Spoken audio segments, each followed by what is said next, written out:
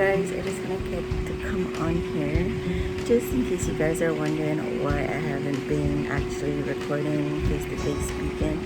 I do have guests and I do have my family home most of the time with me because I do work from home, so it's a bit chaotic, and that is why I haven't been doing actual videos, and I've been doing more voiceover videos. But for now, I am actually in the process of preparing a video for you guys, voiceover course cooking video. I just want to give you guys a bit of a sneak peek of what it is that I'm doing, but stay tuned for the video and I hope you guys enjoy. If you has not yet, if the bell is still red, that means you have not subscribed to my channel. Subscribe to my channel, hit the bell, hit the post notification bell so you guys don't miss whenever I upload a new video, and let me know what you guys want to see in the future. Stay tuned for this video and I'll see you guys in my next video. What's up guys, welcome back to my channel. So for today's video guys, I want to show you this recipe that I found to make KFC replica hot and spicy chicken just like this. So if you want to see how I created this, stay tuned. So I got this recipe from another YouTuber called Mars Time Cooking, and I'll be linking his channel below, so be sure to check out his channel. So I'm gonna be using 1 tablespoon of cayenne. Next, I'll be doing 1 tablespoon of chili powder. And yes, guys, I do use Badia for practically all of my spices and herbs. I find them to be a really good brand, so they're all that I use. If you can't find this brand, just use the regular brand that you can find. So next, I'm using basically 1 teaspoon of onion powder. I do not have a teaspoon in my measurements, so I just used a 1/4 tablespoon for that. Next, I'm gonna be using white powder, and I'm gonna be using another teaspoon of white powder as well. Next is ground black pepper, 1 teaspoon of that as well. Next, I'm going to be using garlic powder and another 1 teaspoon of that as well. Next, I'm going to be adding my salt. You don't have to use sea salt. You could use regular table salt. I use 1 tablespoon of that. And I'm using 2 habanero peppers or a Scotch bonnet pepper.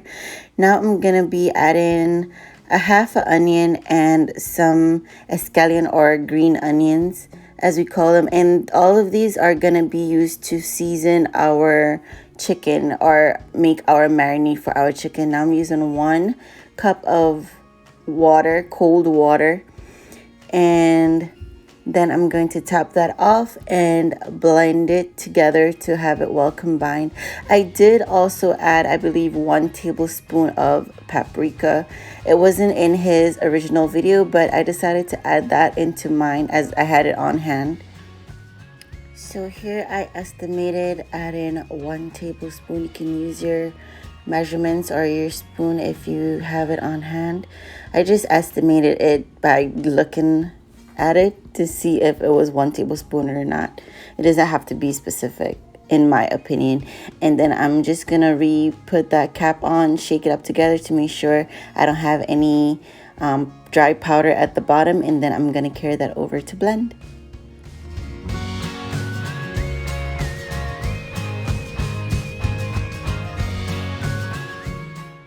Now this is how it is looking so far, now that everything is well incorporated. It doesn't look as thick as his did, but we're making it work. So now I'm going to be adding my chicken over. I did wash my chicken, pre-washed it. I washed it with vinegar and water. Now I used the leg and thigh for this, and I did add it to a pot just because I wasn't sure if my Ziploc bag had any holes in it, and I didn't want to create a mess, so that is why I put it in a pot. So now I'm going to be just showing you guys how I add the sauce, and I marinate it, massage it together, and make sure that the sauce is well incorporated in the chicken. Now, after I fully combine the chicken in the sauce, I'm going to leave it in my fridge for 2 days and then carry it over to my freezer for 5 days. So in total, 7 days. Now you can cook your chicken in 2 days if you'd like, but I preferred 7 days. Now it's been 7 days here in this section of the video, and now we're making our flour batter. So here I have ground pepper, oregano, brown sugar, salt, garlic powder, ground mustard, white pepper, and some garlic powder. And I'm just whisking that together to make sure that it is fully combined into our flour batter. Now this is our chicken after 7 days. It is well marinated. So guys, waiting 7 days is really good. I would suggest waiting the 7 days.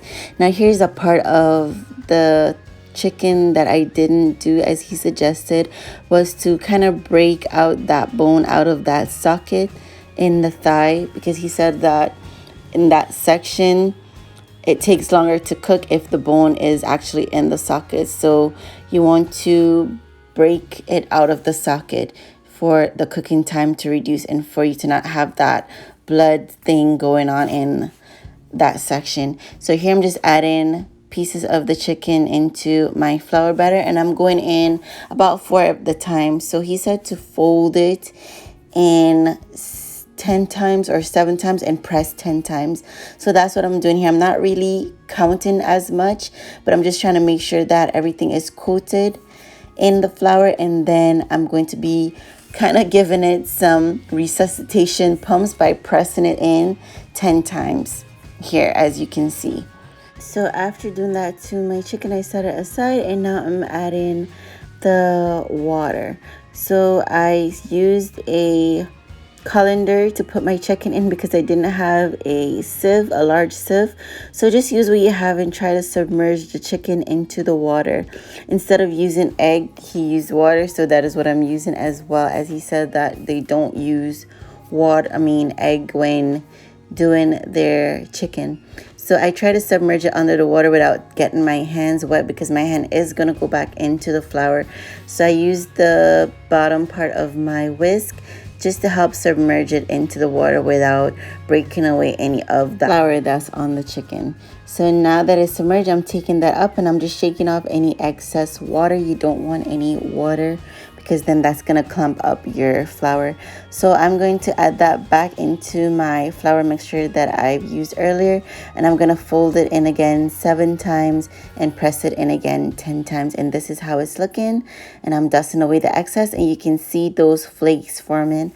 That is what you want, and I'm just going to set that aside and do that for the rest of the chicken. In a large pan, I had my oil. Your oil needs to be 300 degrees Fahrenheit. And since I do not have a regular frying equipment tool that regulates it for you, I use my thermometer just to help me gauge the temperature to make sure that it's not too high and it's not too low. Around this temperature was fine, but the cooking time was a bit longer. So instead of it being 300 degrees Fahrenheit for 18 to 20 minutes, it turned out to be about 25 minutes each frying time for me. So, and the internal temperature of your chicken needs to be 160 degrees Fahrenheit. So as you can see here, I am just making sure that my temperature is good, and I'm checking it with my time, and I'm also going to use that to double check my chicken to see if each chicken is complete and have an internal temperature of 160 degrees. Anything above that is fine as well, but it needs to be at least 160. So now that the internal temperatures are good, it is time to remove our chicken from the pot and to let our oil reheat itself to add our next batch of chicken. And this is how the chicken is looking, guys. It looked so good and it tasted amazing. Now, it is a replica. It does not taste exactly like KFC chicken, but if you want a great tasting chicken with crunch and a bit of a kick, this is the chicken for you.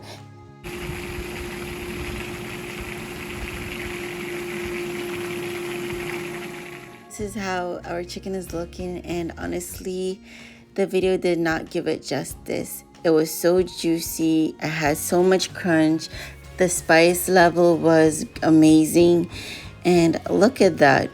Just look at how juicy that chicken is. I suggest you guys try it for yourself. Again, thank you guys so much for watching, and I'll see you guys in my next video.